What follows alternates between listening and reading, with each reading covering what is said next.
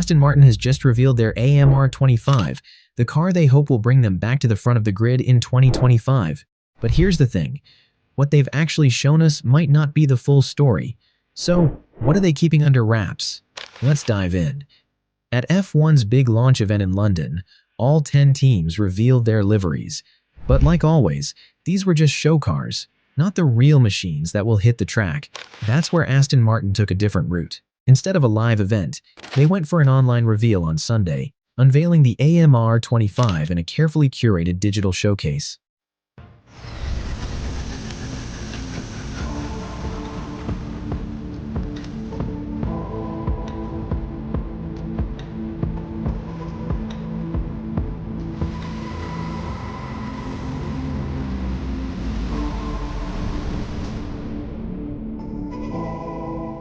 And while we got our first glimpse of their 2025 Challenger, the real question is, how much of the actual car did we really see?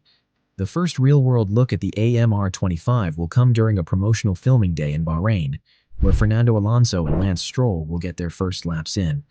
But let's be honest, filming days aren't about performance. They're about gathering marketing footage, which means we still won't see the AMR25 at full power until pre-season testing. Aston Martin started strong in 2023, fighting for podiums early on. But as the season progressed, their performance dipped, and they ended up finishing 5th in the Constructors' Championship. The AMR24 had its strengths, but weaknesses in low-speed downforce and mid-corner balance held it back. And that's exactly what the team says they've worked on fixing. Andy Cowell, Aston Martin team principal and CEO. For this year's car, we've really taken on board the lessons and feedback from last season. We've focused on creating a more drivable car for Lance and Fernando, and we've pushed hard to make it more benign. While Aston Martin calls the AMR25 an evolution, there are some serious aerodynamic changes. We're talking a redesigned front and rear wing, deeper undercuts on the side pods, and a revised floor, all aimed at making the car more stable and more competitive. We learned a lot in 2024, and the team has been using that as a driving force as we head into this season. The competition is going to be tight, but I know the team has been working hard to make sure we are ready. Said by Fernando Alonso. But here's the twist. Aston Martin's biggest move isn't even on the AMR25 yet. They landed the biggest signing of 2024, Adrian Newey, the legendary designer, the mastermind behind so many championship-winning cars. But he doesn't start until early March, meaning the AMR25 we're seeing now? That's still a pre-Newey car.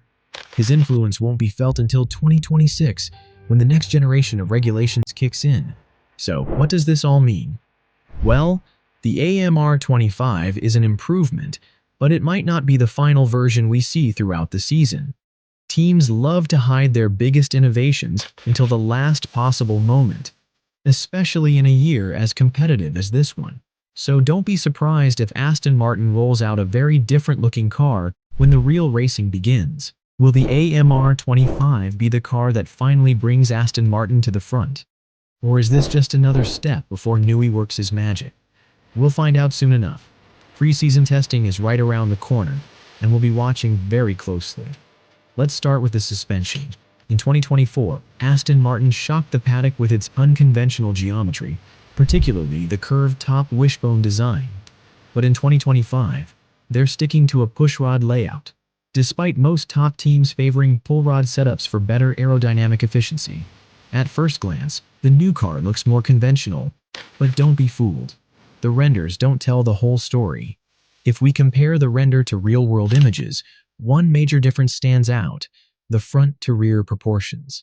The intake positioning and the distance to the rear of the car are noticeably tighter in reality. You can even spot this difference in the Aston Martin wordmark placement. Then there's the so-called jagged, razor-sharp spine. Instead of fully utilizing the maximum allowable shark fin area, Aston Martin has cut away sections, creating exposed edges. This tweak could help straighten airflow before it hits the rear wing, potentially improving aerodynamic efficiency. Before going to the next, make sure to subscribe to the channel. Now let's talk about the front end. The shakedown images reveal a key difference from the renders: the front wing. Aston Martin has cleverly disguised it by using an outdated spec in the official shots. The real AMR25 features a tapered nose leading into an inboard-loaded front wing. This design channels airflow strategically, setting up the rest of the car for optimal performance. Another crucial element is the positioning of the rear leg of the upper wishbone, which is mounted low along the chassis flanks. This placement hints at a focus on stability and tire management, something that was a weakness for Aston Martin last season. One of the biggest problems with the AMR25 was its drag. Compared to its rivals, it just wasn't efficient enough, something Lance Stroll made painfully clear during his frustrated radio messages in Japan.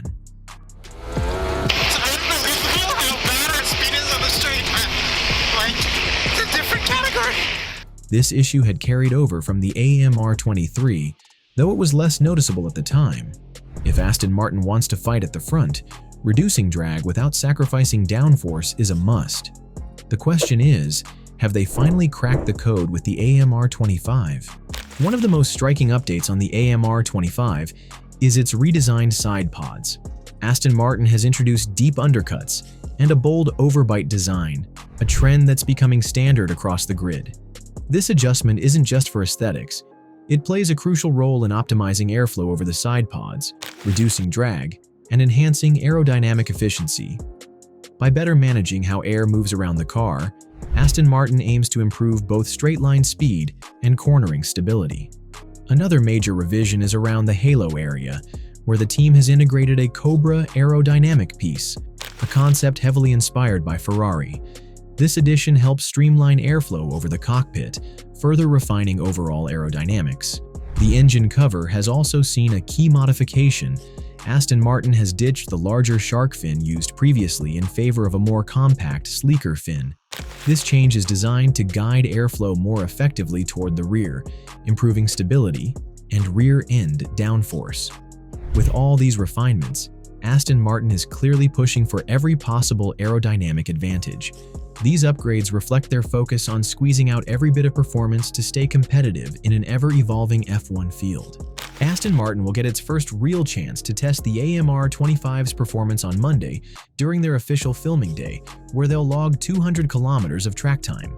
Then, it's off to Bahrain for pre-season testing from Wednesday to Friday, but the real test comes on March 16th, when the first race of the 2025 season kicks off in Australia. Will Aston Martin's hidden upgrades put them in the fight for podiums? The AMR25 is a huge step forward for Aston Martin, tackling the weaknesses that held them back in previous seasons. With major upgrades in aerodynamics, balance, and drag reduction, the team is pushing for more consistency and competitiveness in 2025. But here's the catch.